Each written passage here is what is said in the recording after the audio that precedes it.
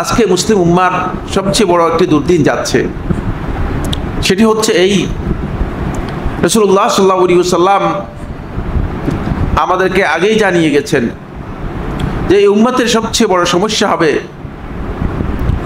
উম্মত বহুদা বিভক্ত হয়ে যাবে। রাসূলুল্লাহ সাল্লাল্লাহু আলাইহি ওয়াসাল্লাম ইতিহাস টেনে বলেছেন, ইফতারাকাতিল ইয়াহুদ ওয়ান নাসারা আলা 72 ফিরকা। রাসূলুল্লাহ সাল্লাল্লাহু আলাইহি ওয়াসাল্লাম বলেন, ইহুদি এবং খ্রিস্টান যারা ছিল তোমাদের আগে, আহলে কিতাব নামে যাদেরকে তোমরা পরিচয় দিয়েছো বা যারা নিজেদেরকে পরিচয় দিচ্ছে, তারা 72 ফিরকা বিভক্ত হয়ে গিয়েছে। ওয়া সাতাফতারিকু উম্মতি ইলা 73 ফিরকা। আর আমার উম্মত অচিরেই, খুব অল্প সময়ে আমার উম্মতও ঠিক 72 নয়, বরং আরো একটু বেশি অ্যাডভান্স করবে। তারা 73 ফিরকা বিভক্ত হয়ে যাবে। ইহুদি এবং খ্রিস্টান যারা ছিল তারা 72 ফিরকা বিভক্ত হয়ে গিয়েছে, কিন্তু এই উম্মত আল্লাহ রাসূল সাল্লাল্লাহু আলাইহি ওয়াসাল্লাম জানিয়ে গেছেন এই উম্মত 73 ফিরকা বিভক্ত হয়ে যাবে। এখন আমার কাছে অনেকে এসে কথা বলছেন, সাইফুল্লাহ ভাই, এই যে উম্মতের যে বিভক্তি চলছে, উম্মতের মধ্যে যেই ব্যাপক দলাদলি, গ্রুপিং, দলদলীয়তা চলছে, এটাকে ঐক্য করা যায় না? আপনারা কি মনে করেন? এটা সকলের প্রশ্ন না? আপনাদের প্রশ্ন তো এটা, ঠিক না? যে আপনারা হয়তো মনে করছেন যে এটাকে সবাইকে ঐক্য করে দিই। তো ঐক্য করবেন কিভাবে? কারণ আল্লাহ রাসূল সাল্লাল্লাহু আলাইহি ওয়াসাল্লাম আগেই জানিয়ে গেছেন যে এটা 73 ফিরকা বিভক্ত হয়ে যাবে। সুতরাং ফিরকাবন্দি এই উম্মতের জন্য অবধারিত হবেই, যেহেতু ওহীর মাধ্যমে রাসূলুল্লাহ সাল্লাল্লাহু আলাইহি ওয়াসাল্লাম বলেছেন। কিভাবে বলেছেন? ওহীর মাধ্যমে বলেছেন। আপনারা কি আমার কথা বুঝতে পারতেছেন? রাসূলুল্লাহ সাল্লাল্লাহু আলাইহি ওয়াসাল্লাম যে ইনফরমেশন দিয়েছেন, আমাদেরকে যে তথ্য দিয়েছেন, সেটা কিসের মাধ্যমে দিয়েছেন? ওহীর মাধ্যমে দিয়েছেন। ওয়া মা ইয়ানতিকু আনিল হাওয়া ইন হুয়া ইল্লা ওয়াহয়ুন ইউহা। রাসূলুল্লাহ সাল্লাল্লাহু আলাইহি ওয়াসাল্লাম নিজের পক্ষ থেকে, নিজের মন গড়া প্রবৃত্তি থেকে নিজে তৈরি করে কোনো বক্তব্য দিতেন না। যা আল্লাহ নবী সাল্লাল্লাহু আলাইহি ওয়াসাল্লাম উম্মতের কাছে রেখে গেছেন, যা আল্লাহ রাসূল সাল্লাল্লাহু আলাইহি ওয়াসাল্লাম উম্মতকে বলে গেছেন, যা রাসূলুল্লাহ সাল্লাল্লাহু আলাইহি ওয়াসাল্লাম আমাদেরকে হিদায়াতের জন্য দিয়ে গেছেন, সবটাই আল্লাহর পক্ষ থেকে কি? ওয়াহী। সবটাই কি? ওয়াহী। সুতরাং ওহীর মাধ্যমে রাসূলুল্লাহ সাল্লাল্লাহু আলাইহি ওয়াসাল্লাম যেটা বলেছেন সেটা হচ্ছে ওয়া সাতাফতারিকু উম্মতি আলা 73 ফিরকা। অচিরেই আমার উম্মত 73 ফিরকা বিভক্ত হয়ে যাবে। তাই হয়েছে। আজকে উম্মতের বিভক্তি 73 ফিরকা নয়। রাসূলুল্লাহ সাল্লাল্লাহু আলাইহি ওয়াসাল্লাম যে 73 ফিরকার কথা বলেছেন, সেটা হচ্ছে আকীদাগত দিক থেকে উম্মত এমন ব্যাপক বিচ্যুতি হবে যে ইসলামের মূল ধারা থেকে, ইসলামের মূল প্রবাহ থেকে, যেটা সিরাতুল মুস্তাকিম বলা হয়েছে, আস-সিরাতুল মুস্তাকিম, ওয়া আন্না হাযা সিরাতি মুস্তাকিমান ফাত্তাবিউহু ওয়া লা তাত্তাবিউস সুবুল ফাতাফাররাকা বিকুম আন সাবিলিহি, যেটাকে আল্লাহ তাআলা নির্দিষ্ট করে দিয়েছেন। ওয়া আন্না হাযা, আর নিশ্চয়ই এটা, সিরাতি, আমার রাস্তা, মুস্তাকিমান, একেবারেই সোজা। সোজা রাস্তা থেকে যারা ডান এবং বাম দিকে বিভিন্ন অলিতে গলিতে চলে যাবে, যারা এই সোজা রাস্তা থেকে বিচ্যুত হবে, তাদের ফিরকা হবে 73টি। বুঝতে পেরেছেন কি? তাদের ফিরকা কত হবে? তাদের ফিরকা কয়টি হবে? 73টি। এটা আল্লাহ রাসূল সাল্লাল্লাহু আলাইহি ওয়াসাল্লাম বলে গেছেন। প্রত্যেকটা ফিরকার মধ্যেই আরো ফিরকাবন্দি হবে, আরো ফিরকাবন্দি হবে। প্রত্যেকটা গ্রুপের মধ্যে আরো গ্রুপ হবে। ফলে শিয়া রাফেজি সম্প্রদায়, আপনারা জানেন, তারা ইসলামের মূল ধারা থেকে বিচ্যুত হয়ে গিয়েছে। আজকে নয়, আজ থেকে প্রায় 12 থেকে 1250 বছর আগে শিয়া রাফেজি সম্প্রদায় ইসলামের মূল যে ধারা আছে, সিরাতুল মুস্তাকিম যেটাকে বলা হয়েছে, এই সিরাতুল মুস্তাকিম থেকে তারা এত দূরে সরে গিয়েছে, এক পর্যায়ে তাদের একদল এই আকীদাও পোষণ করেছে, এই আকীদাও তাদের কিতাবের মধ্যে এসেছে যে ওহী আসার কথা ছিল আলী ইবনে আবি তালেব রাদিয়াল্লাহু তাআলা আনহুর কাছে। জিবরিল আমিন আলাইহিস সালাতু ওয়াস সালাম আলী ইবনে আবি তালেব এবং রাসূলুল্লাহ সাল্লাল্লাহু আলাইহি ওয়াসাল্লাম এই দুইজনের মধ্যে পার্থক্য করতে পারেন নাই, ভুলে জিবরিল আমিন আলাইহিস সালাতু ওয়াস সালাম ওহী মুহাম্মদ সাল্লাল্লাহু আলাইহি ওয়াসাল্লামকে দিয়ে দিয়েছেন। নাউজুবিল্লাহ। দৃষ্টতা দেখেন, হেদায়েত থেকে বিচ্যুতির অবস্থা দেখেন। এই যে বিভক্তি, এটা মুসলিম উম্মাহকে সবচেয়ে বড় ক্ষতি করে দিয়েছে। কি ক্ষতি করেছে? আল্লাহ তাআলা কোরআনের মধ্যে বলেছেন, ওয়ালা তানাজাউ ফাতাফশালু, তোমরা পরস্পর বিবাদ, ঝগড়া, বিরোধে লিপ্ত হয়ো না, তোমাদের মধ্যে যেন বিরোধ না থাকে। ফাতাফশালু, তাহলে তোমরা ব্যর্থ হয়ে যাবে। আজকে যদি আপনি উম্মার দিকে তাকান, আমরা যদি উম্মার দিকে তাকাই, আজকে মুসলিম উম্মাকে আপনি কি ব্যর্থ বলতে আপনার কি কষ্ট হবে না নির্দ্বিধায় বলতে পারবেন? হ্যাঁ, নির্দ্বিধায় বলতে পারবেন। আপনি দেখেন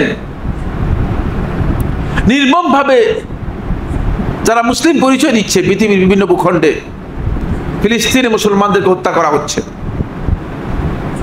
মুসলিম উম্মার আমাদের কোনো সামর্থ্য নেই, আমরা বলার কোনো ক্ষমতা রাখি না।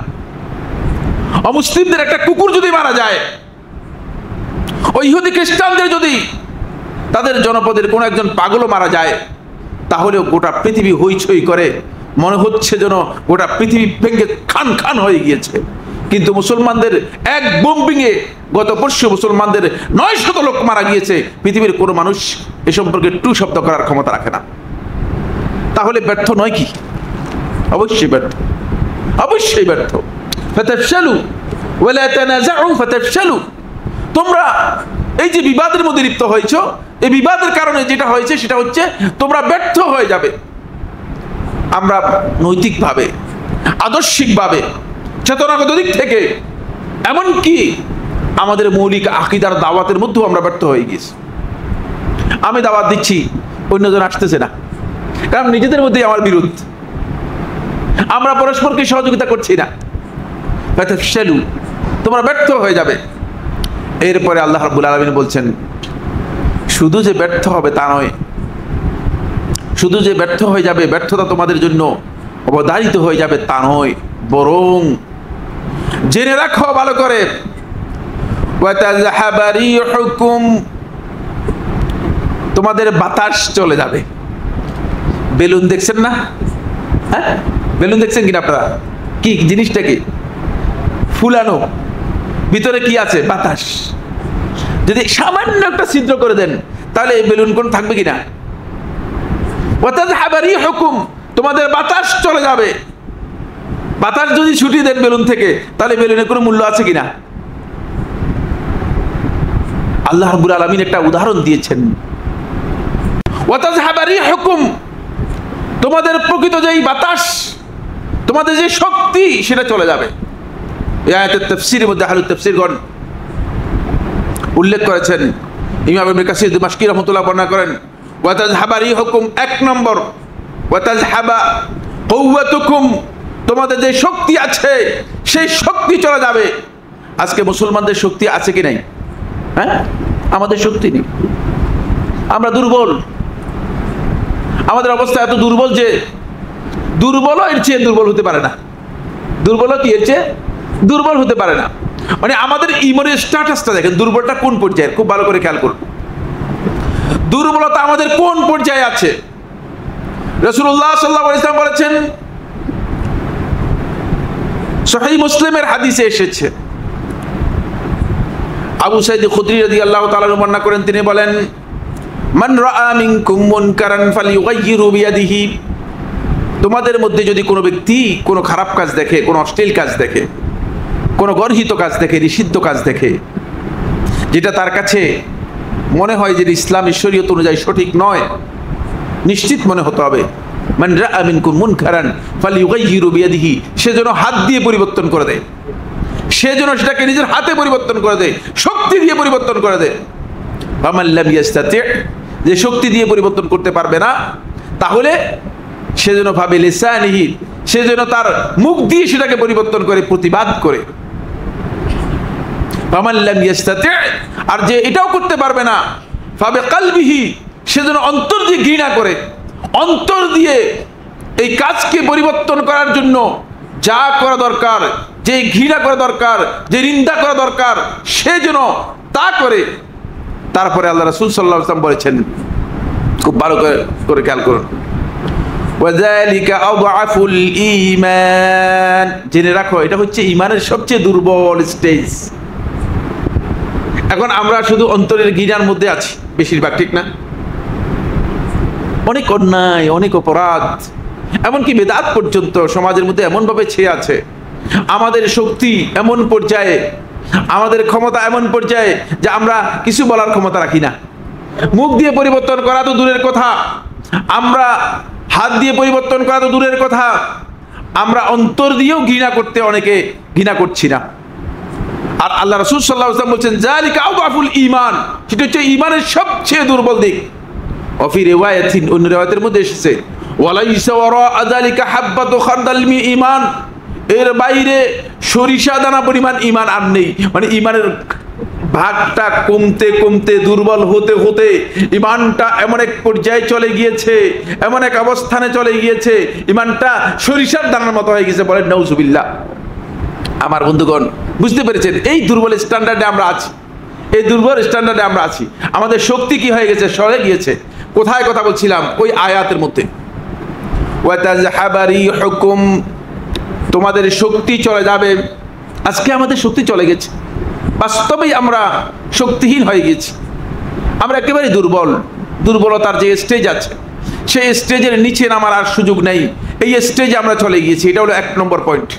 2 নম্বর পয়েন্ট হচ্ছে আয়াতের তাফসীরের মধ্যে আহলুত তাফসীর বলেছেন, ওয়াতাযহাবা রিহুকুম, তোমাদের দাওলাতুকুম, তোমাদের রাষ্ট্র চলে যাবে। এই আয়াতের তাফসীরের মধ্যে ইবনে কাসির দিমাশকি সহ অন্যান্য আহলুত তাফসীর উল্লেখ করেছেন, তোমাদের রাষ্ট্রগুলো চলে যাবে। মুসলমানদের রাষ্ট্রগুলো যেতে যেতে যেতে যেতে মুসলমান কোণঠাসা হতে হতে শুধুমাত্র মুসলমানরা এখন এমন এক কোণঠাসা অবস্থার মধ্যে আছে, মুসলমানদের কাছে রাষ্ট্র বলতে কয়েকটি রাষ্ট্র মুসলমানদের কাছে, আর সবটাই মুসলমানদের চলে গিয়েছে, সবটাই চলে গিয়েছে, হারিয়ে গিয়েছে। এক সময় সূর্য উদিত হতো যে জায়গায়, সেখান থেকে আরম্ভ করে সূর্য অস্ত যেত যে জায়গায়, তো এই জায়গা পর্যন্ত মুসলিম সাম্রাজ্য ছিল, মুসলিম সাম্রাজ্য ছিল। আপনি সেই ইন্দোনেশিয়া থেকে আরম্ভ করে একেবারে মালাক্কা, মরক্কো পর্যন্ত, মরক্কোর এই দ্বীপগুলো পর্যন্ত পুরাটাই মুসলমানদের শাসন ছিল, মুসলমানদের ক্ষমতা ছিল, কর্তৃত্ব ছিল। কিন্তু মুসলমানরা আজকে সেটা কোথায়? আজকে মুসলমানরা সেখানে নেই। মুসলমান হারিয়ে গিয়েছে, চলে গিয়েছে, ওই তাদের রাষ্ট্রও চলে গিয়েছে। ওয়াতাযহাবা রিহুকুম, 2 নম্বর তাফসীর হচ্ছে তোমাদের রাষ্ট্র চলে যাবে। 3 নম্বর তাফসীর হচ্ছে ওয়াতাযহাবা হাইবাতুকুম, তোমাদের ভয়, তোমাদের প্রতি যে কাফেরদের ছিল সেই ভয়টুকু চলে যাবে। আল্লাহ রাব্বুল আলামিন মুসলিমদের ব্যাপারে কাফেরদের অন্তরে একটা ভয় দিয়ে দিয়েছিলেন। এক সময় যখন মুসলমানরা কথা বলতো, এক সময় যখন মুসলমানরা কোথাও যেত, তখন মুসলমানদের কথা শুনে কাফেররা ভয় পেয়ে যেত, কাফেররা ভয় পেয়ে যেত। কিন্তু আজকে মুসলমানদের কথা শুনলে কাফেরদের ভয় হয় না, বরং মুসলমানরা কাফেরদের ভয়ে একেবারেই মানে নতজানু হতে হতে এমন পর্যায়ে চলে যাচ্ছে যে মুসলমানদের আর নিচে নামার সুযোগ নেই, আর নিচে নামার সুযোগ নেই। আমার বন্ধুগণ, একটাই কারণ, সেটা হচ্ছে এই যে আমরা মূলত দুর্বল হতে হতে, পরস্পরের সাথে বিরোধ করতে করতে আমরা এমন এক পর্যায়ে চলে গিয়েছি যে এর থেকে আমাদেরকে আর উত্তরণের কোনো পথ নেই।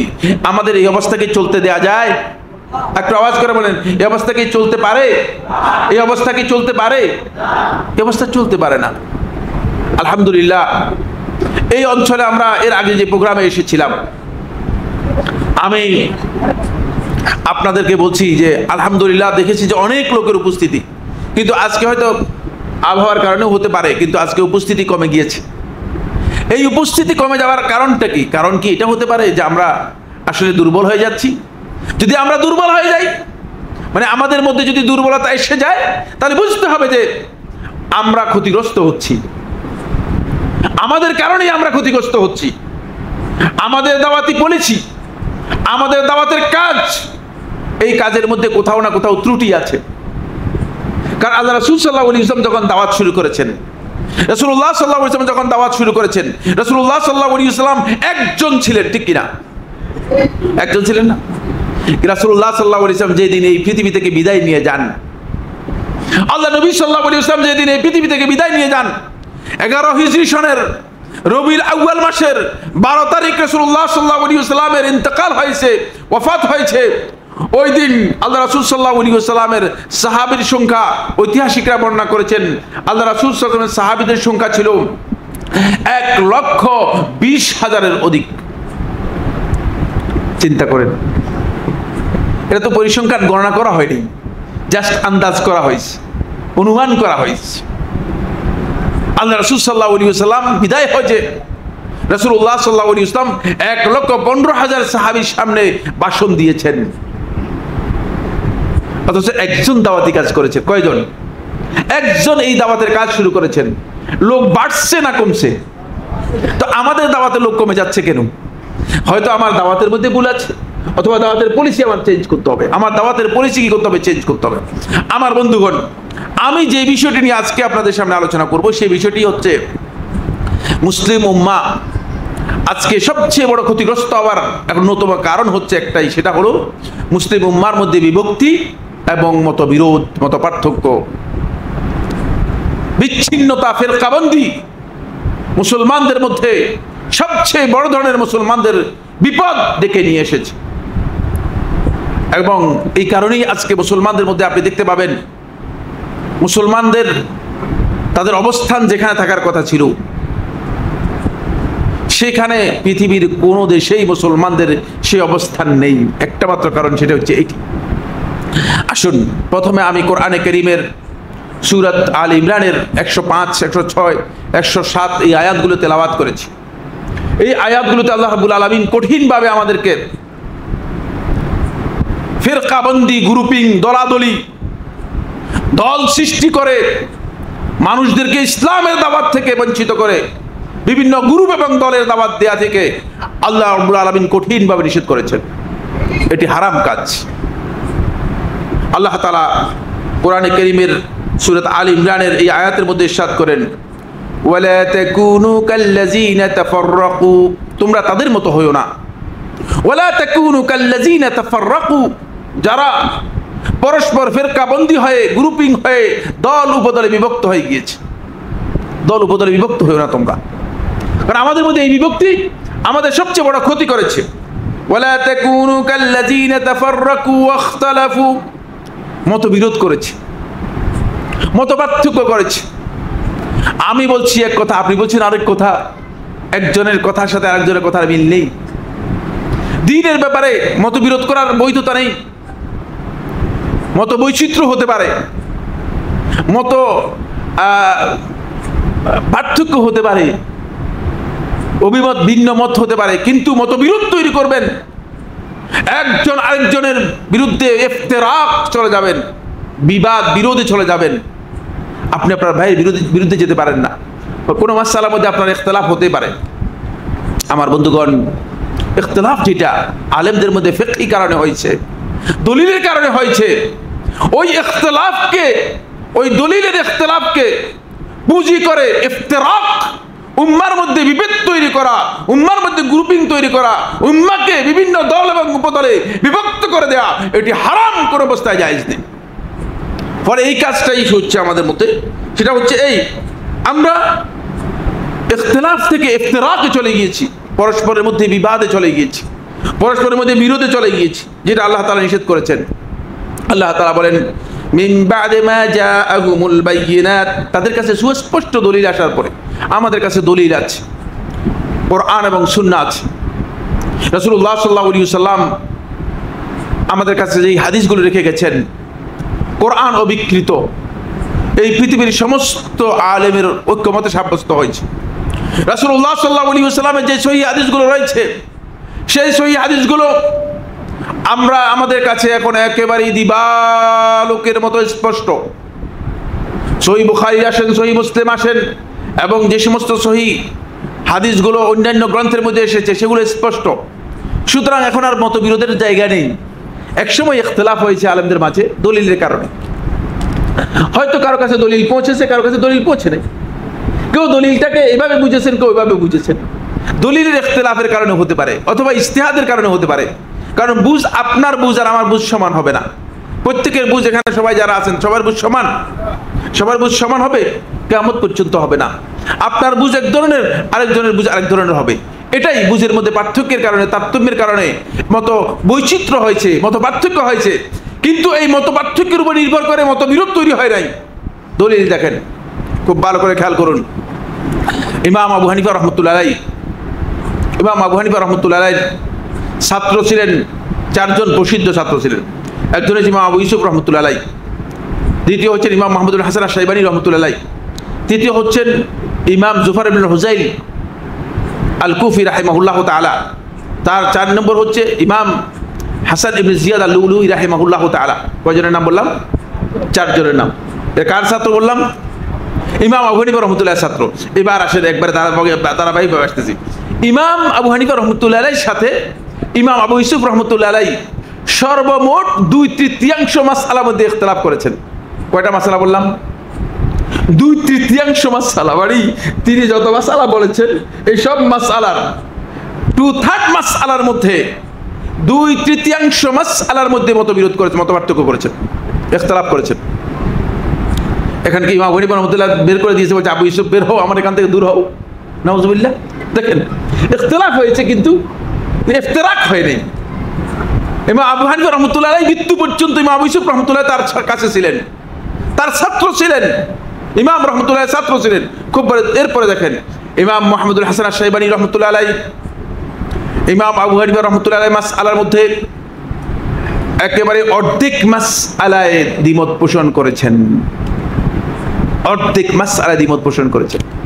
যখন তিনি মদিনায় আসলেন, এসে ইমাম মালিক রহমতুল্লাহর কাছে হাদিসগুলো পড়লেন, তখন ইমাম মাহমুদুল হাসান আশ-শাইবানী রহমতুল্লাহ আফসোস করে বললেন, ইমাম মাহমুদুল হাসান আশ-শাইবানী রহমতুল্লাহ আফসোস করে বললেন, তিনি বললেন, লাউ কানা সাহিবি হাইয়ান লারাজা আন কওলিহি, যদি আমার সাথী অর্থাৎ ইমাম আবু হানিফা রহমতুল্লাহ তিনি যদি আজকে জীবিত থাকতেন আর এই হাদিসগুলো যখন তার সামনে পেশ করা হতো, তিনি তার বক্তব্য থেকে ফিরে আসতেন। সুবহানাল্লাহ। দেখেন, মানে অর্ধেক মাসআলার মধ্যে কি করেছেন? দ্বিমত পোষণ করেছেন। এরপরে ইমাম জুফার ইবনে হুজাইল আল কুফি রাহিমাহুল্লাহ তাআলা, তার রিওয়ায়াতগুলো একসাথ করা হয়েছে, তার রিওয়ায়াতগুলো একসাথ করা হয়েছে। আমাদের মদিনা ইউনিভার্সিটিতে ইউগোস্লাভিয়ার একজন স্টুডেন্ট এই বিষয়ের উপর পিএইচডি করেছে। মদিনা ইউনিভার্সিটিতে ইউগোস্লাভিয়ার এক স্টুডেন্ট এই বিষয়ের উপর পিএইচডি করেছে। 1002টি মাসআলায় ইমাম জুফার ইবনে হুজাইল রাহিমাহুল্লাহ তাআলা ইমাম আবু হানিফা রহমতুল্লাহর সাথে দ্বিমত পোষণ করেছে। কি মনে করেন? তো এই কারণে কি মতপার্থক্য হয়ে মতবিরোধ তৈরি হয়েছে, গ্রুপিং তৈরি হয়েছে? কিছুই হয় নাই। অসম্মান তারা করেন নাই, কেউ কাউকে অসম্মান করেন নাই, কেউ কাউকে অবমর্যাদা করেন নাই, কেউ কারো মানহানি করেন নাই, কারো প্রতি কারো বিরূপ ধারণাও তৈরি হয় নাই, বিরূপ ধারণাও তৈরি হয় নাই। কিন্তু আজকে কেন আমাদের মধ্যে এই অবস্থা? আমরা হয়তো একটা মাসআলার মধ্যে আমার আপনার দ্বিমত হয়েছে কোনো কারণে, কোন একটা কারণে একটা মাসআলায় আপনার সাথে ভুল মাসআলা হতে পারে, হয়তো আপনি বুঝেন নাই কি কারণে দ্বিমত হয়েছে। দ্বিমত হইতে হয়ে গেছে, অপিনিয়ন পার্থক্য হওয়াটা এটা অস্বাভাবিক কিছুই না, হতে পারে।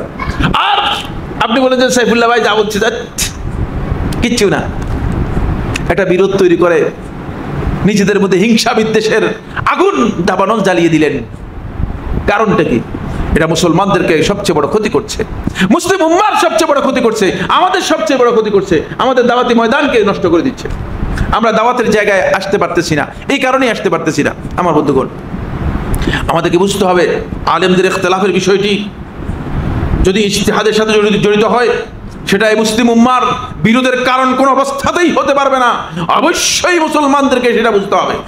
যেমন আপনি খেয়াল করুন, একটি মাসআলা আমি আপনাদের সামনে পেশ করছি।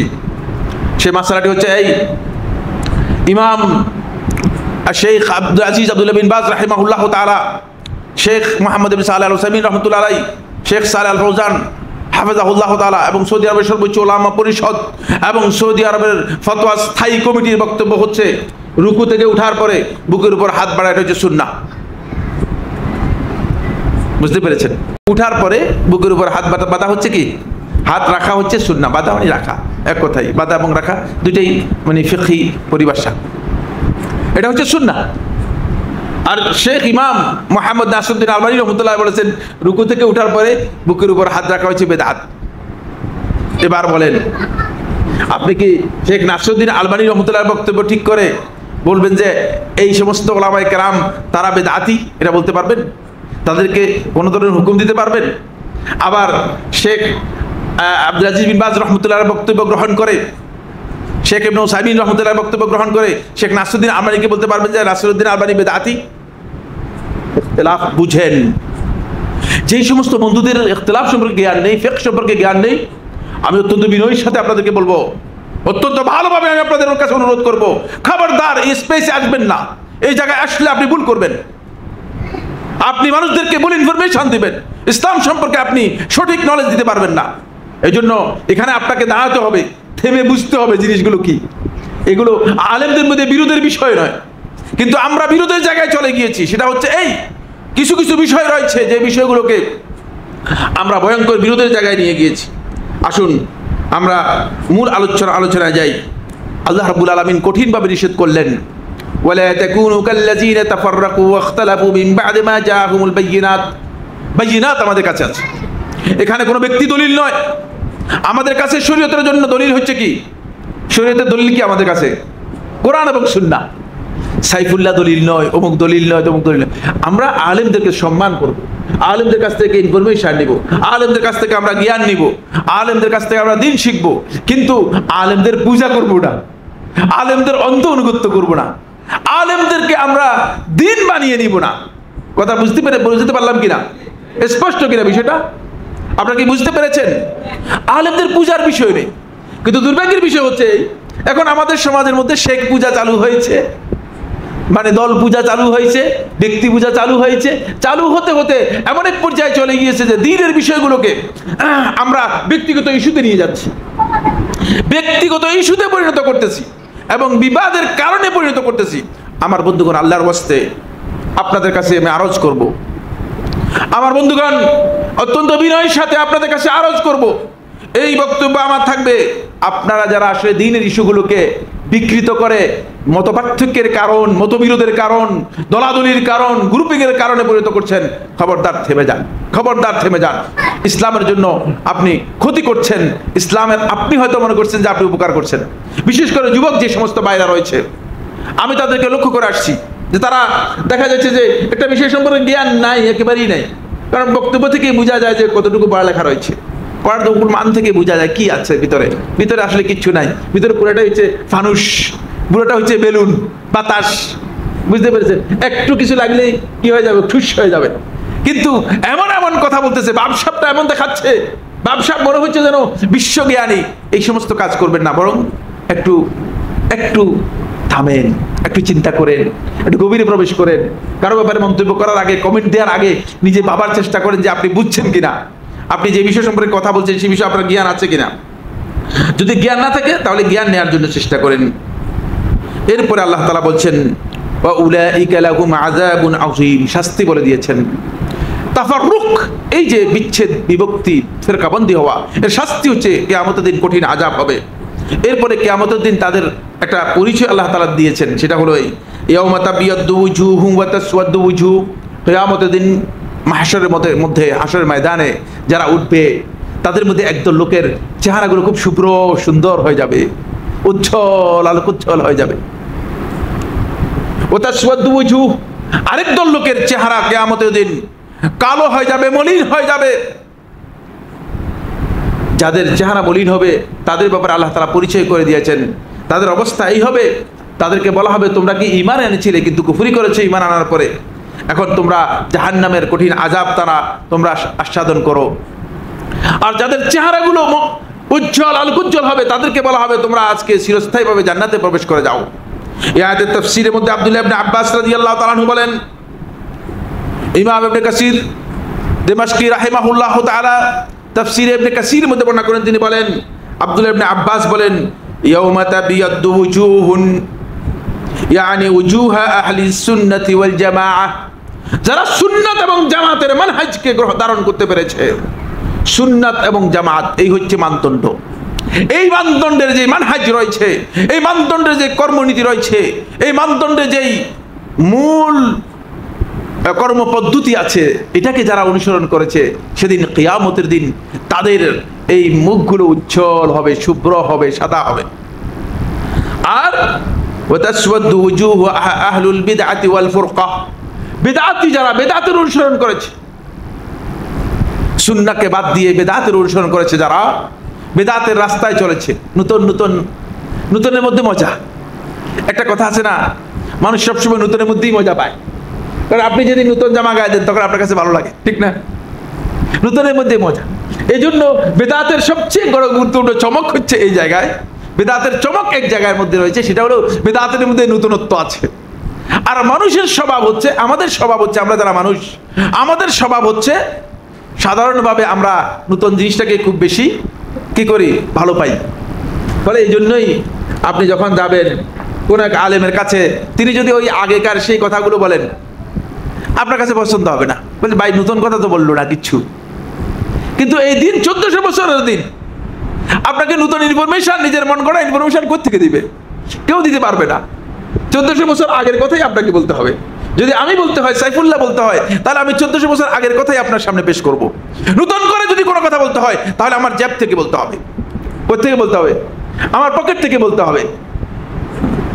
নোয়াখালীর হুজুর তো এক জায়গায় ওয়াজ করতে গেছে, অনেক ওয়াজ করতে করতে শেষ, মানুষদেরকে অনেক ওয়াজ করেছে। তখন হুজুরে জিজ্ঞেস করলো যে হুজুর, এত যে ওয়াজ করলেন কোরআন হাদিসের থেকে, তো এত কথা আমরা জানি না, এত কথা কই থেকে আপনি পাইলেন, এত কথা পাইলেন কই থেকে বললেন? শোনো, কিছু কইছি কোরআন হাদিসের তুন, আর কিছু হেডের তুন, মানে কিছু পেটের থেকে বলছি নিজের থেকে, আর কিছু কোরআন এবং হাদিস থেকে বলেছি। নাউজুবিল্লাহ, বুঝতে পেরেছেন? এটা যদি আপনি নতুন কথা ইনফরমেশন দিতে হয়, নতুন সাপ্লাই দিতে হয় মানুষদেরকে, তাহলে আপনি ওই পেট থেকেই বলতে হবে, নিজের মন গড়া বক্তব্য দিতে হবে। আসেন, আহলুল বিদআ ওয়াল ফিরকা, যারা বেদাত এর অনুসরণ করে, যারা ফিরকাবন্দির অনুসরণ করে, একটা দল উপদলে বিভক্ত করেছে মানুষকে। খেয়াল রাখবেন, আপনি বিভিন্ন সংগঠন করেন, কোনো অসুবিধা নেই, কিন্তু সংগঠনকে ইসলামের মানদণ্ডে নিয়ে যাবেন না, সংগঠনকে দ্বীনের মানদণ্ডে নিয়ে যাবেন না, সংগঠনকেই আপনি মনে করবেন না এটা হচ্ছে ইসলাম, তাহলে আপনি ভুল করেছেন, আপনার অবস্থান গলত। আপনি আহলুল ফুরকা। কিয়ামতের দিন যাদের মুখ মলিন হয়ে যাবে, যাদের মুখ কালো হয়ে যাবে, যাদের মুখ আল্লাহ রাব্বুল আলামিনের কাছে দুরদূষিত হবে, তাদের মধ্যে অন্তর্ভুক্ত হয়ে যাবেন। ইয়াউমা তাবিয়াদ্দু ওয়ুজুহ ওয়া তাসওয়াদ্দু ওয়ুজুহ। একদল, এটা আব্দুল্লাহ ইবনে আব্বাসের বক্তব্য, আমার নিজের তৈরি করা বক্তব্য নয়, কারণ পেটের থেকে আমি কোনো বক্তব্য দেই না। এটা সরাসরি নস বলতেছি, প্রত্যেকটা কথা একেবারেই নস থেকে বলতেছি, একটি বক্তব্য আমার নিজের পক্ষ থেকে বলছি না, এটা আব্দুল্লাহ ইবনে আব্বাস রাদিয়াল্লাহু আনহুর বক্তব্য। যদি আমরা দ্বীন সম্পর্কে না বুঝি, আমরা যারা বুঝে তাদের কাছে আমরা যাব, যাদের কাছে জ্ঞান আছে তাদের কাছে যাব, যাদের কাছ থেকে জ্ঞান নেওয়া যায় তাদের কাছ থেকে জ্ঞান নেব। কিন্তু একটি বিষয় আপনাকে আমাকে বুঝতে হবে, আমার বন্ধুগণ, একটি বিষয় জানতে হবে, সেটা হচ্ছে এই, আপনি কি রাস্তা থেকে সরে যাচ্ছেন কিনা? আপনি এই সিরাতুল মুস্তাকিম যে রয়েছে, এই সিরাতুল মুস্তাকিম থেকে আপনি সরে যাচ্ছেন কিনা? যদি সিরাতুল মুস্তাকিম থেকে সরে যান, তাহলে আপনার কিয়ামতের দিন নাজাতের জন্য কঠিন হয়ে যাবে। আপনি হয়তো মনে করছেন যে আপনি এগিয়ে যেতে পারবেন, কিন্তু না, এগিয়ে যেতে পারবেন না। আসুন, দ্বিতীয় নম্বর হচ্ছে যে বিষয়টি, সেটা হলো এই, বন্ধুগণ, রাসূলুল্লাহ সাল্লাল্লাহু আলাইহি ওয়াসাল্লাম হাদিসের মধ্যে, আল্লাহ সুবহানাহু ওয়া তাআলা কোরআনের মধ্যে যেভাবে ফিরকাবন্দিকে নিষেধ করেছেন, আল্লাহ নবী সাল্লাল্লাহু আলাইহি ওয়াসাল্লাম হাদিসের মধ্যে কঠিনভাবে রাসূলুল্লাহ সাল্লাল্লাহু আলাইহি ওয়াসাল্লাম আমাদেরকে বিভক্তি থেকে নিষেধ করেছেন এবং আমাদেরকে ঐক্যবদ্ধ থাকতে, সংঘবদ্ধ থাকতে, আমাদেরকে পরস্পরের সাথে সম্পৃক্ত থাকতে, জামাতবদ্ধ থাকতে আল্লাহ নবী সাল্লাল্লাহু আলাইহি ওয়াসাল্লাম মুসলমানদের সাথে, মুসলমানরা একসাথে থাকতে রাসূলুল্লাহ সাল্লাল্লাহু আলাইহি ওয়াসাল্লাম নির্দেশ দিয়েছেন। হাদিস আল্লাহ রাসূল সাল্লাল্লাহু আলাইহি ওয়াসাল্লাম ইরশাদ করেন, আলাইকুম বিল জামাআহ, তোমরা পরস্পর মুসলমানদের জামাতের সাথে তোমরা সম্পৃক্ত থাকো। মুসলমানদের জামাত থেকে বিচ্ছিন্ন হবে না, আলাদা দল তৈরি করে নেবে না, আলাদা ফেরকা তৈরি করে নেবে না, আলাদা গ্রুপ তৈরি করবে না। আলাদা গ্রুপ করার অর্থ হচ্ছে আপনি ইসলামের আইডেন্টিটির বাইরে নিজের একটা আইডেন্টিটি তৈরি করবেন, নিজের একটা এন্টিটি তৈরি করবেন, নিজের একটা পরিচিতি তৈরি করবেন, তাহলে আপনি ক্ষতিগ্রস্ত হবেন, আপনি ক্ষতিগ্রস্ত হবেন। আলাইকুম বিল জামাআহ, তোমরা মুসলিমদের জামাতের সাথে, সামগ্রিক মুসলমানদের জামাতের সাথে নিজেদেরকে অপরিহার্যভাবে সম্পৃক্ত রাখো। এটা আল্লাহ রাসূল সাল্লাল্লাহু আলাইহি ওয়াসাল্লামের নির্দেশনা। রাসূলুল্লাহ সাল্লাল্লাহু আলাইহি ওয়াসাল্লাম বলতেছেন তোমরা সেভাবে থাকো। তারপরে ওয়া ইয়্যাকুম ওয়াল ফুরকা, আর তোমরা পরস্পরের ফিরকাবন্দি থেকে নিজেদেরকে বিরত রাখো। ফাইন্নাশ শাইতানা মাআল ওয়াহিদ, কারণ বিচ্ছিন্ন হয়ে গেলেই শয়তান একজনকে আস্তে করে তার বাগে নিয়ে যায়, তার কাছে নিয়ে যায়। ওয়া হুয়া মিনাল ইসনাইনি আবআদ, দুইজন দেখলে শয়তান সেখানে দূরে থাকে। সুতরাং তোমরা যদি একসাথে থাকতে পারো, মুসলিমদের সামগ্রিক যেই জামাত রয়েছে, মুসলমানদের যেই পরিচয় রয়েছে, এই এন্টিটির সাথে যদি তোমরা নিজেদেরকে সম্পৃক্ত রাখতে পারো, তাহলে শয়তান তোমাদেরকে পথভ্রষ্ট, তোমাদেরকে বিভ্রান্ত করতে পারবে না। শয়তান এই রাস্তায় তোমাদেরকে কোনোভাবেই শয়তান তোমাদেরকে নিতে পারবে না। এই জন্যই আল্লাহ রাসূল সাল্লাল্লাহু আলাইহি ওয়াসাল্লাম বলেছেন, মান আরাদা বাহবুহাতাল জান্নাতা ফালইয়ালজামিল জামাআহ, তোমাদের মধ্যে যে ব্যক্তি জান্নাতের সুঘ্রাণ পেতে চায়, জান্নাতের এই সুবিধাটুকু সুযোগটুকু পেতে চায়, সে যেন মুসলমানদের সামগ্রিক জামাতের সাথে নিজেকে সম্পৃক্ত রাখে, সংযুক্ত রাখে। আল্লাহ রাসূল সাল্লাল্লাহু আলাইহি ওয়াসাল্লাম এই নির্দেশ দিয়েছেন। বন্ধুগণ, আসুন আল্লাহ রাসূল সাল্লাল্লাহু আলাইহি ওয়াসাল্লামের বক্তব্য থেকে আমরা একটা কথা বুঝি, সেটা হলো এই যে আমরা এই যে গ্রুপিং, এই যে আজকে যে মানুষের মধ্যে একটা ছোটখাটো বিষয় নিয়ে অনেক সময় দেখা যাচ্ছে যে বিরোধ তৈরি হয়ে যাচ্ছে। সবাই চায় যে আমি আমার মতোই থাকি। তো এইভাবে হলে ইসলামের প্রমোট হবে না, দাওয়াতি কাজ হবে না। দাওয়াতি কাজের জন্য সামনে আমি আলোচনা করব যে কাজগুলো আমাদেরকে করতে হবে। আমি শুধু হাদিসের এই কথাগুলো আপনাদের সামনে স্পষ্ট করতে চাই, তারপর আমি সামনে আসতেছি।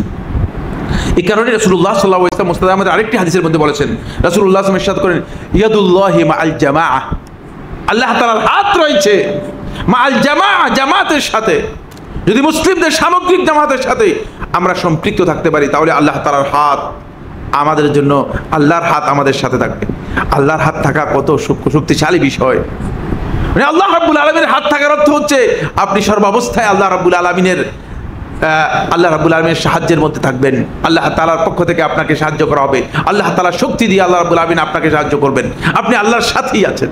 এটা আল্লাহ রাসূল সাল্লাল্লাহু আলাইহি ওয়াসাল্লাম আমাদেরকে বলেছেন। এই জন্য জামাতের ব্যাপারে আমাদেরকে খেয়াল রাখতে হবে যে আমরা যেন বিচ্ছিন্ন না হই, গ্রুপিংয়ে চলে না যাই। আমরা যেন নিজেদের মধ্যেই বিভেদ তৈরি না করি, নিজেদের মধ্যে ফিরকাবন্দি তৈরি না করি, নিজেরা যেন এই কাজের মধ্যে আমরা না যাই। রাসূলুল্লাহ সাল্লাল্লাহু আলাইহি ওয়াসাল্লাম আরেকটি হাদিস বলেছেন, এই হাদিসটিও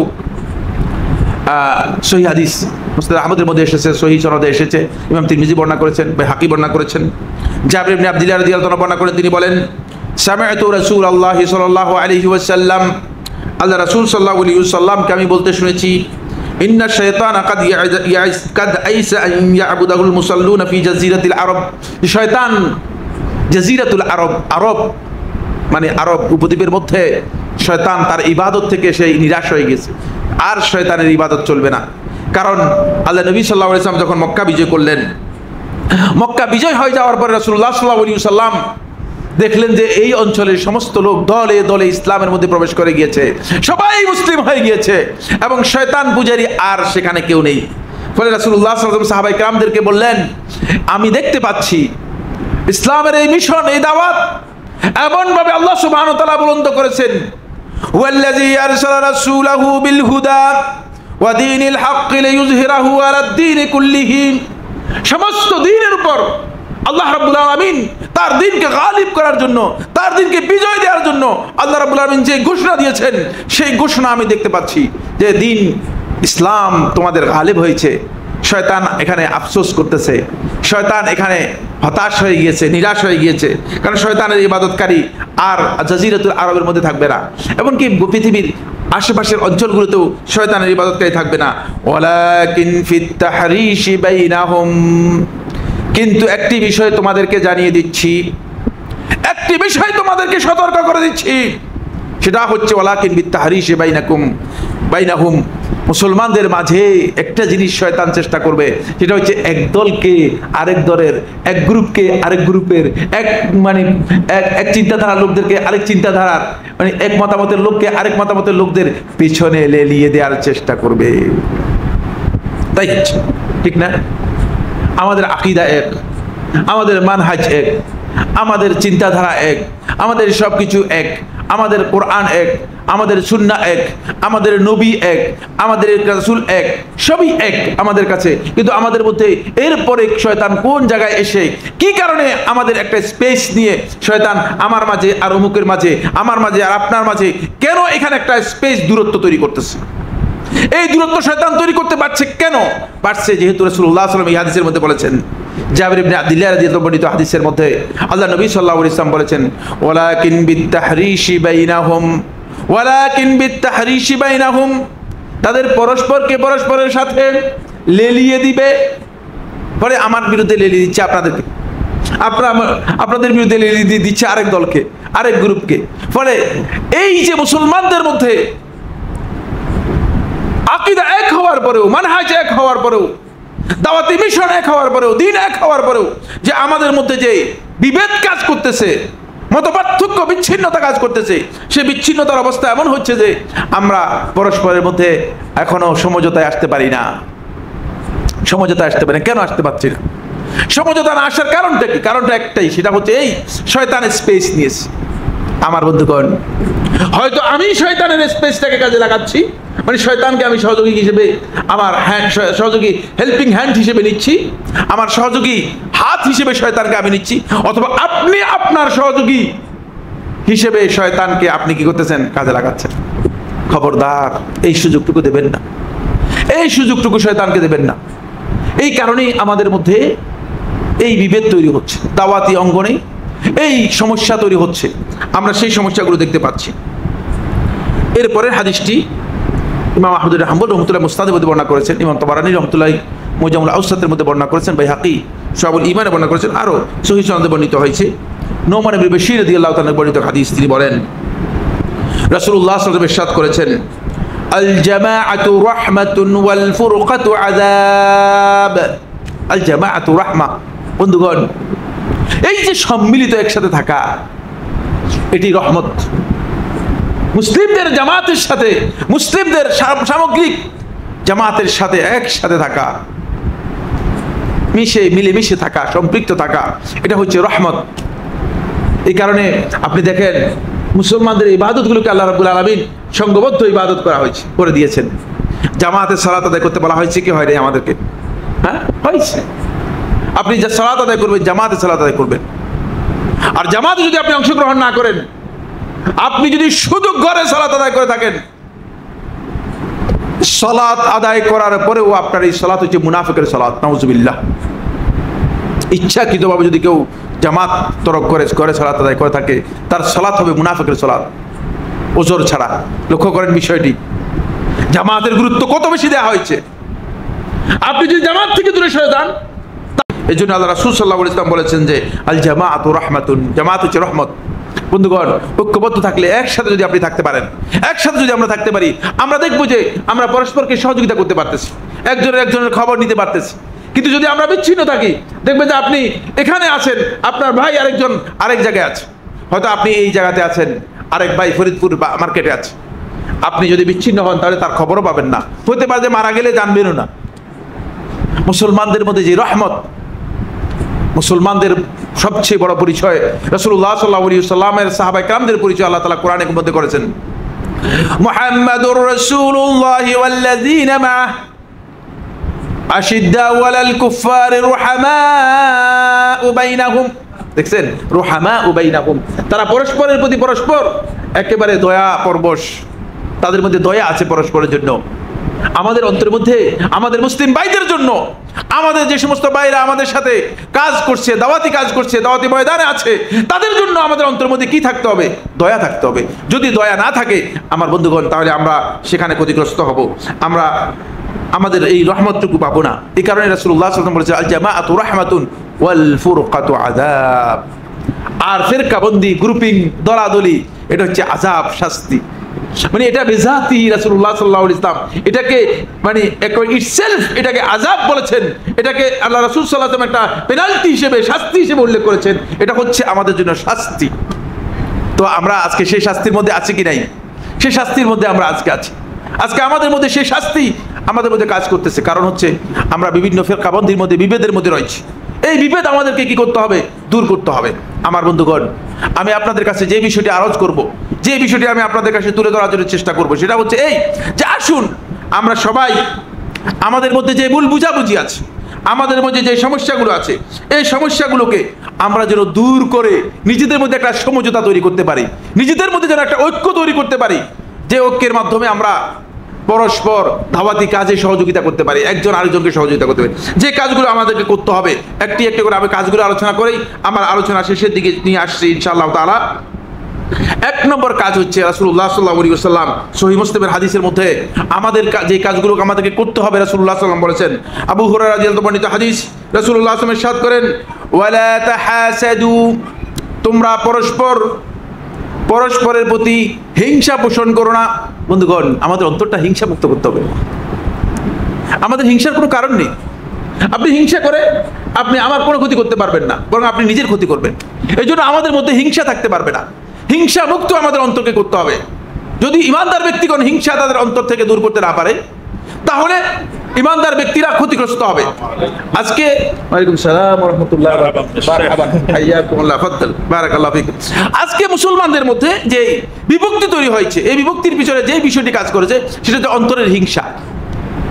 আমি আমার ভাইয়ের জন্য হিংসা পোষণ করছি অন্তরের মধ্যে, অথচ আমি হিংসা মুক্ত হতে পারিনি। এই অন্তরটাকে পরিচ্ছন্ন করার জন্য চেষ্টা করুন। তাহলে মুসলিমদের যে ঐক্যের কথা বলা হচ্ছে, এই ঐক্য ইমানের ভিত্তিতে ঐক্য, সে ঐক্য তখনই হবে যখন আপনার অন্তরে আপনার ভাইয়ের জন্য, মুসলিম ভাইয়ের জন্য আপনার অন্তরের মধ্যে কোনো হিংসা বিদ্বেষ থাকবে না। রাসূলুল্লাহ সাল্লাল্লাহু আলাইহি ওয়াসাল্লাম আরেকটি হাদিসের মধ্যে বলেছেন, লা ইয়াজতামিউ ঈমানুন ওয়া হাসাদুন ফি কলবিল মুমিন, মুমিন ব্যক্তির অন্তরের মধ্যে ঈমান এবং হিংসা কোনোভাবেই একসাথে হতে পারে না। কারণ ঈমানের সাথে হিংসা একেবারেই কন্ট্রাডিক্ট করে, কনফ্লিক্ট করে, একেবারেই সাংঘর্ষিক বিষয়। এজন্য আমার বন্ধুগণ, আমাদের অন্তরকে পরিচ্ছন্ন করতে হবে। আজকে দেখা যায় যে হয়তো একজনের মানে মানুষের কাছে মানে বক্তব্য পছন্দনীয় হয়েছে, মানুষের কাছে গ্রহণযোগ্য হয়েছে, আমরা অনেকে হিংসায় মনে করতে চাই এই পছন্দনীয় হয়ে গেছে। খবরদার, কারোর জন্য হিংসা করবেন না, এতে আপনি নিজে ক্ষতিগ্রস্ত হয়ে যাবেন। হিংসা করার এখানে কোনো বিধান নেই। এই জন্য আমাদেরকে প্রথম কাজ হচ্ছে যেটি, সেটা হলো আমাদেরকে হিংসা মুক্ত হতে হবে। 2 নম্বর কাজ, ওয়ালা তানাজাশু, লেনদেনের ক্ষেত্রে একজন আরেকজনের উপর আগ বাড়িয়ে যাবেন না।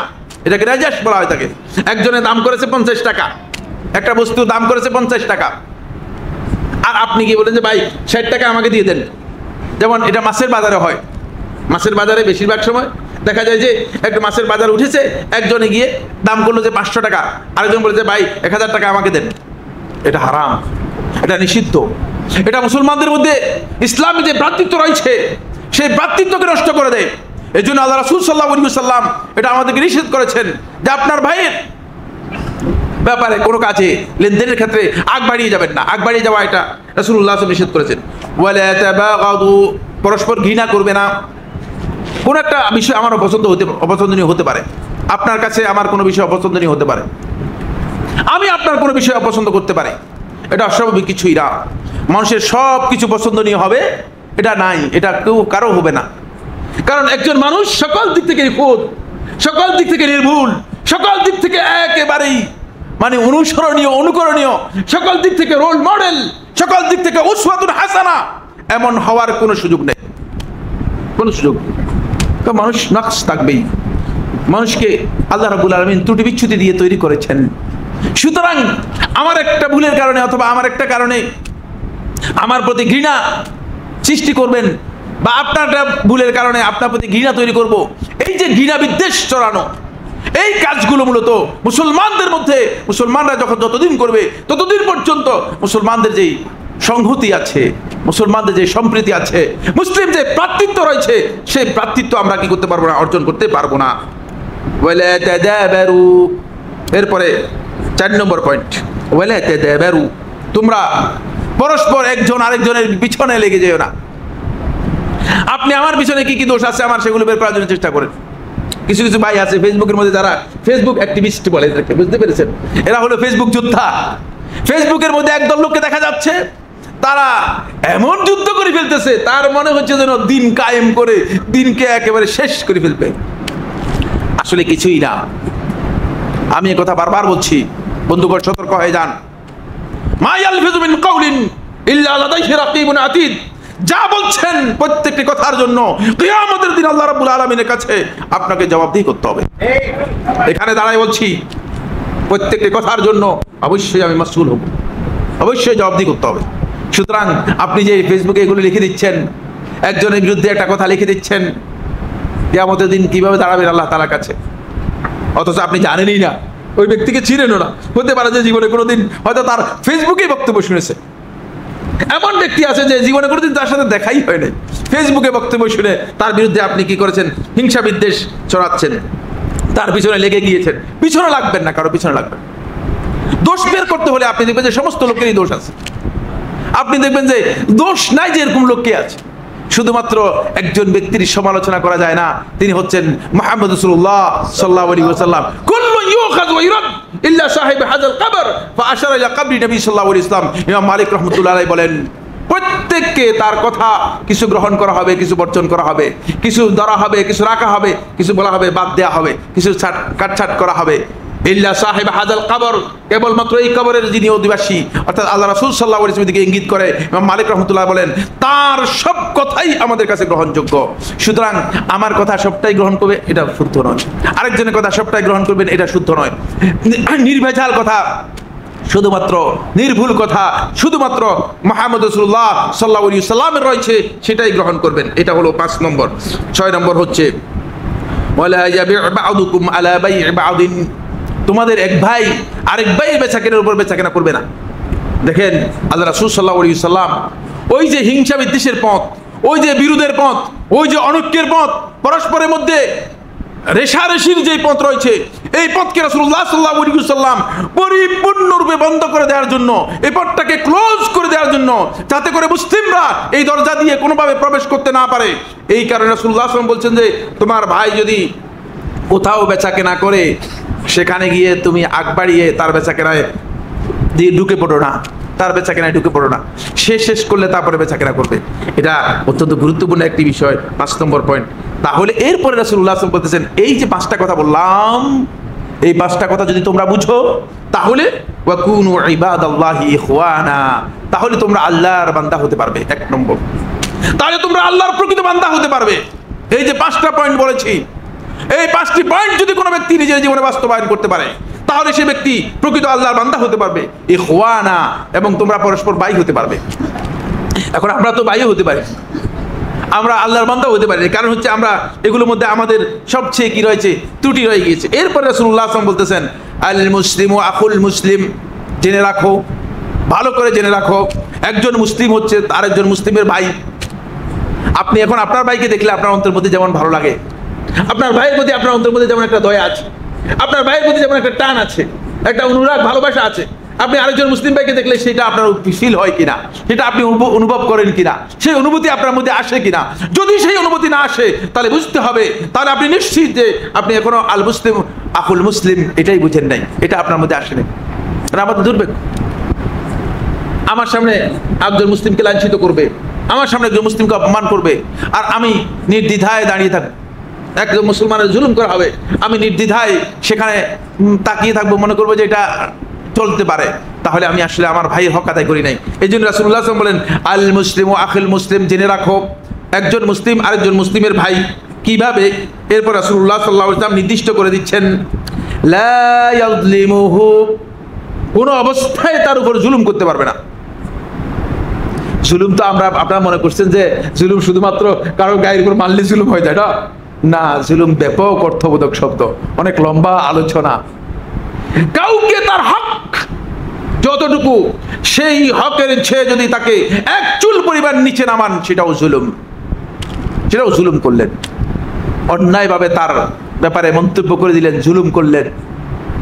কারো সম্মানহানি করলেন, জুলুম করলেন, কারো সম্পর্কে বিরূপ কটূক্তি করলেন, জুলুম করলেন। লা ইয়াজলিমুহু, আপনি আপনার মুসলিম ভাইয়ের উপর জুলুম করতে পারবেন না। এরপরে ওয়ালা ইয়াখজুলুহু, কোনোভাবেই তাকে লাঞ্ছিত করতে পারবে না এমন ভাবে কাফেরদের হাতে। এই হাদিসের ব্যাখ্যার মধ্যে ইমাম নবী রাহমাতুল্লাহ আলাইহি ওয়ালা ইয়াখজুলুহুর ব্যাখ্যার মধ্যে হুবহু এই শব্দের ব্যাখ্যার মধ্যে ইমাম নবী রাহমাতুল্লাহ আলাইহি শারহ মুসলিমের ব্যাখ্যার মধ্যে বলেছেন, লা ইয়াখজুলুর অর্থ হচ্ছে মুসলিম ভাইকে কাফের বেঈমান অথবা ইসলাম বিরোধীদের হাতে তুলে দিতে পারবে না যে ঠিক আছে এর শাস্তি করে দাও। নাউযুবিল্লাহি মিন যালিক। আমরা তো, আমাদের কাছে এগুলো কিচ্ছু না। ইসলামী ভ্রাতৃত্ব আমাদের মধ্যে কাজ করতেছে না, বিকল হয়ে গিয়েছে। ভ্রাতৃত্বের যেই আমাদের যে গ্রাউন্ড রয়েছে, ভ্রাতৃত্বের যে আমাদের যে চাকাগুলো রয়েছে, সেগুলো সবগুলো ক্লোজ হয়ে গিয়েছে, বন্ধ হয়ে গিয়েছে। ফলে আমরা আমাদের ভাইদেরকে যদি দেখি, আমাদের ভাইদেরকে আমরা খুব একেবারে সহজভাবেই তাদেরকে লাঞ্ছিত, ভাই অসুবিধা নাই, আমার তো লাঞ্ছিত করে নেই, বুঝতে পেরেছেন না, আমার তো লাঞ্ছিত করে নেই। কিন্তু আসলে যে তার লাঞ্ছনা, একজন মুসলিম ভাইয়ের লাঞ্ছনা যে গোটা মুসলিম উম্মার উপর সে লাঞ্ছনা আসতে পারে, আমাদের সেই খবরই নেই, সেই খবরই নেই। তারপরে বলেছেন ওয়ালা ইউকাদ্দিবুহু, তাকে মিথ্যাবাদী সাব্যস্ত করতে পারবে না, তাকে মিথ্যুক বানিয়ে দিতে পারবে না কোনোভাবেই না। ওয়ালা ইয়াহকিরুহু, তাকে তুচ্ছ জ্ঞান করতে পারবে না। তুচ্ছ তাচ্ছিল্য করা এটা আমাদের মধ্যে এখন অনেকের স্বভাবে পরিণত হয়ে গেছে। বন্ধুগণ, খবরদার, আপনার ভাইকে আপনি তুচ্ছ করতে পারবেন না। রাসূলুল্লাহ সাল্লাল্লাহু আলাইহি ওয়াসাল্লাম এই কথা বলার পরে রাসূলুল্লাহ সাল্লাল্লাহু আলাইহি ওয়াসাল্লাম হাদিসের মধ্যে বলেন, আত-তাকওয়া হাহুনা ওয়া ইউশিরু ইলা সাদরিহি সালাসা মাররাত। রাসূলুল্লাহ সাল্লাল্লাহু আলাইহি ওয়াসাল্লাম তার বক্ষের দিকে, তার এই মুখের দিকে আল্লাহ নবী সাল্লাল্লাহু আলাইহি ওয়াসাল্লাম ইশারা করলেন, বললেন আত-তাকওয়া হাহুনা, আত-তাকওয়া হাহুনা, আত-তাকওয়া হাহুনা। তাকওয়া হচ্ছে এখানে, তাকওয়া হচ্ছে এখানে, তাকওয়া হচ্ছে এখানে। কেন এই কথা বললেন? ওই যে আগের যে কাজগুলো আছে, এই কাজগুলো যে ব্যক্তি পালন করতে পারবে, সে নিজের অন্তরের মধ্যে তাকওয়াকে ইনস্টল করতে পারবে, নিজের অন্তরের মধ্যে তাকওয়াকে লালন করতে পারবে, তাকওয়াকে নিজের অন্তরের মধ্যে ধারণ করতে পারবে। অন্যথায় নিজের অন্তরের মধ্যে তাকওয়া ধারণ করতে পারবে না, পারবে না। দুর্ভাগ্যের বিষয়, আমরা আসলে জায়গায় পৌঁছেই নাই, এই জন্য জায়গায় পৌঁছি নাই। আমার বন্ধুগণ, আমাদের মধ্যে বিরোধ তৈরি হচ্ছে খুঁটিনাটি বিষয় নিয়ে। যে ইখতিলাফ হয়তো আজ থেকে 1200 বছর আগে, 1100 বছর আগে চলছে, সেটা নিয়ে আপনি বিরোধ তৈরি করবেন, অথচ আমাদের মৌলিক আকীদার মধ্যে কোনো পার্থক্য নেই, আমাদের মধ্যে কোনো পার্থক্য নেই। আসুন আমরা সবাই একসাথে হয়ে যাই।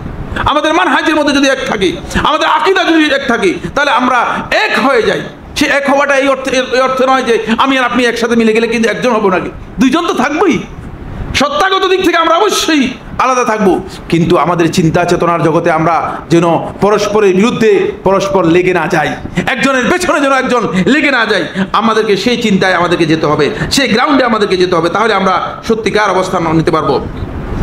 এরপরে রাসূলুল্লাহ সাল্লাল্লাহু আলাইহি ওয়াসাল্লাম বলতেছেন, বিহাসবি ইমরিইন মিনাশ শাররি, একজন মানুষের জন্য এতটুকুই নিকৃষ্টতার জন্য, এতটুকুই খারাপের জন্য যথেষ্ট, আন ইয়াহকিরা আখাহুল মুসলিম, সে তার মুসলিম ভাইকে লাঞ্ছিত করবে, মুসলিম ভাইকে অপমান করবে। কুল্লুল মুসলিমি আলাল মুসলিমি, প্রত্যেক মুসলিম ব্যক্তি তার মুসলিম আরেকজন ব্যক্তির উপর হারামুন দামুহু, তার জীবন নাশ করা হারাম, তার সম্মান হানি করা হারাম, তার সম্পদ লুণ্ঠন করা অথবা আত্মসাৎ করা হারাম। আল্লাহ রাসূল সাল্লাল্লাহু আলাইহি ওয়াসাল্লাম এই হাদিসের মধ্যে আমার বন্ধুগণ সব বিষয় বলে দিয়েছেন। সেটা হচ্ছে এই, মুসলিম উম্মাহ যদি সত্যিকার ভাবে ঐক্যের দিকে যেতে চায়, তাহলে মুসলিম উম্মাহ অবশ্যই মুসলমানদেরকে এই কাজগুলো মুসলমানদের করতে হবে। আসুন না আমরা, আল্লাহ তাআলা যেভাবে বলেছেন ওয়া তাআওয়ানু আলাল বিররি ওয়াত তাকওয়া ওয়া লা তাআওয়ানু আলাল ইসমি ওয়াল উদওয়ান, আমরা পরস্পরকে সহযোগিতা করি তাকওয়ার উপর, ভালো কাজের উপর, উত্তম কাজের উপর আমরা পরস্পরকে সহযোগিতা করি। ওয়ালা তাআওয়ানু আলাল ইসমি ওয়াল উদওয়ান, পাপের কাজে, সীমালঙ্ঘনের কাছে, যেখানে আল্লাহ তাআলার নাফরমানি রয়েছে, যেখানে আল্লাহ রাব্বুল আলামিনের অবাধ্যতা রয়েছে, এই অবাধ্যতার কাজে আমরা কাউকে সহযোগিতা না করি। যদি এমনটা হয়, তাহলে দেখবেন যে আমাদের মধ্যে আবার সেই উদারতা আসবে, আবার সেই স্পেস আসবে, আমরা নিজেরা ভাইয়েরা পরস্পরকে সহযোগিতা করতে পারবো।